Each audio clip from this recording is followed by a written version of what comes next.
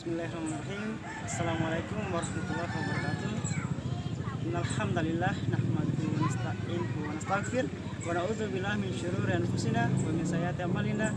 Man yahdihillahu fala mudilla lahu wa man yudlil fala hadiya lahu. Asyhadu an la ilaha illallah wahdahu la syarika lahu wa asyhadu anna Muhammadan abduhu wa rasuluhu ya nabiyya ba'da. Bersyukur senantiasa kita panjatkan atas kehadirat Allah Subhanahu wa taala yang telah melimpahkan rahmat dan karunia kepada kita semua, sehingga sampai hari ini kita masih diberikan kesehatan dan kekuatan dalam menjalankan aktivitas keseharian kita. Dan semoga kita senantiasa selalu mendapatkan perlindungan dari Allah Subhanahu wa taala. Amin ya rabbal alamin.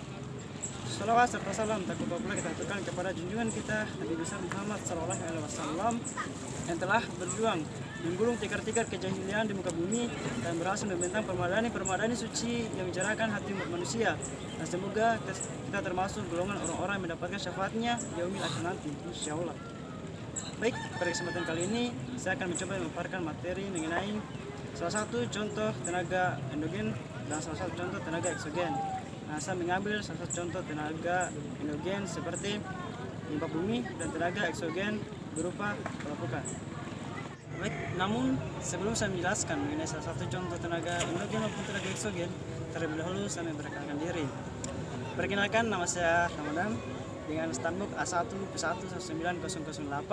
Saya merupakan salah satu mahasiswa dari jurusan Pendidikan Geografi angkatan 2019, Fakultas Keguruan dan Ilmu Pendidikan Universitas Halwaléo Kendari.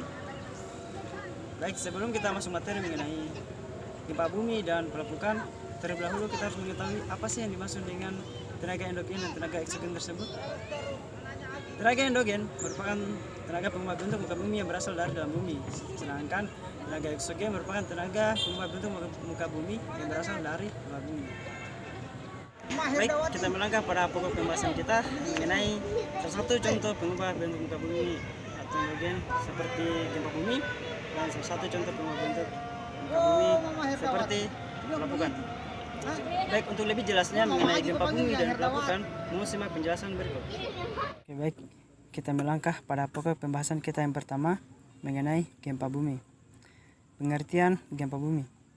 Gempa bumi merupakan getaran yang terjadi pada permukaan bumi yang disebabkan pelepasan energi dari dalam secara tiba-tiba yang menciptakan gelombang seismik. Frekuensi gempa suatu wilayah mengacu pada jenis dan ukuran gempa bumi yang dialami selama periode waktu tertentu. Gempa bumi diukur dengan menggunakan alat seismometer. Adapun jenis gempa bumi dibedakan berdasarkan penyebabnya, kedalamannya, dan berdasarkan gelombang atau getaran gempa.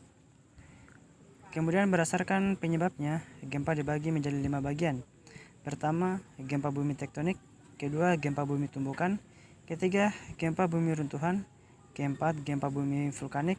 Dan kelima, gempa bumi buatan. Pertama, gempa bumi tektonik, yaitu disebabkan oleh adanya aktivitas tektonik, yaitu pergeseran lempeng-lempeng tektonik secara mendadak yang mempunyai kekuatan dari yang kecil hingga yang terbesar. Kedua, gempa bumi tumbukan, yaitu gempa bumi yang diakibatkan oleh tumbukan meteor atau asteroid yang jatuh ke bumi. Ketiga, gempa bumi runtuhan, yaitu gempa yang disebabkan karena adanya runtuhan.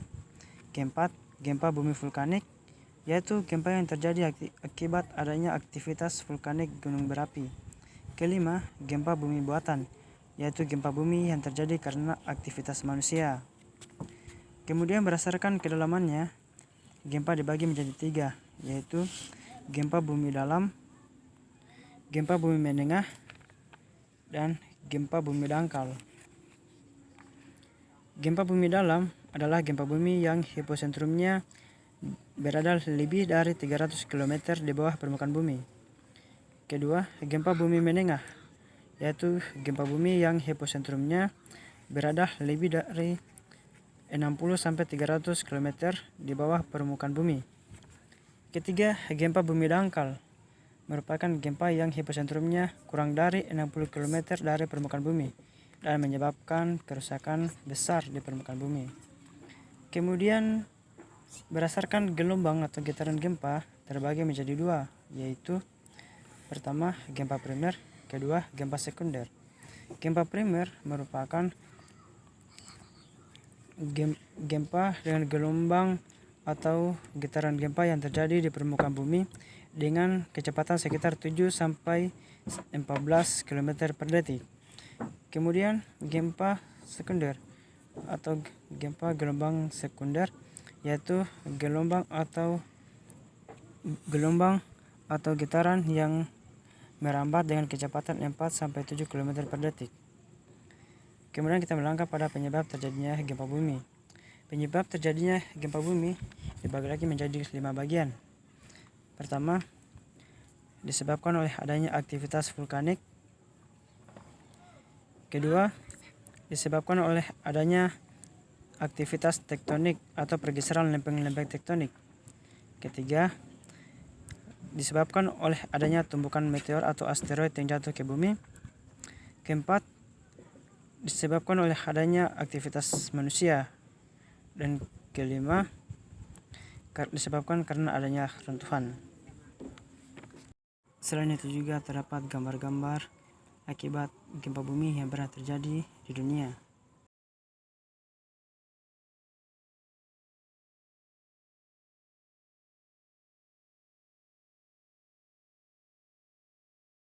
Kemudian kita melangkah pada pokok pembahasan kita yang kedua, yaitu mengenai pelapukan.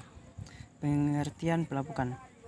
Pelapukan merupakan sebuah proses dalam perubahan dan fragmentasi batuan dan material tanah pada atau dekat dalam permukaan bumi yang disebabkan oleh proses kimia, fisika, dan biologis. Adapun jenis-jenis pelapukan terbagi menjadi 3, yaitu pelapukan organik atau biologis, pelapukan fisika atau fisik, dan pelapukan kimia atau kimiawi. Pelapukan biologis yaitu pelapukan yang disebabkan karena adanya makhluk hidup. Contohnya adalah hancurnya batuan karena adanya tanaman lumut yang menempel pada batuan tersebut. Kemudian pelapukan fisika. Pelapukan fisika yaitu pelapukan yang disebabkan oleh perubahan suhu atau iklim. Sebagai contoh, hancurnya batuan karena adanya perubahan cuaca dari musim hujan hingga musim kemarau. Kemudian ketiga, pelapukan kimia. Pelapukan kimia yaitu pelapukan yang terjadi karena adanya zat-zat kimia pada batuan. Contoh hancurnya batuan karena tercampur oleh limbah pabrik yang banyak mengandung bahan kimia. Kemudian terdapat pula gambar-gambar mengenai beberapa macam pelapukan. Adapun gambar-gambar tersebut sebagai berikut. Baik, itulah tadi pemaparan materi dari saya mengenai salah satu contoh tenaga endogen yaitu berupa gempa bumi, dan salah satu contoh tenaga eksogen yaitu berupa pelapukan. Demikianlah apa yang dapat saya sampaikan. Lebih dan kurangnya mohon dimaafkan. Jika ada kekurangan itu datangnya dari saya pribadi, mohon dimaafkan. Dan kelebihannya sesungguhnya datang dari Allah Subhanahu wa taala. Dan saya akhiri dengan ucapan billahi taufiq wa hidayah. Wassalamualaikum warahmatullahi wabarakatuh.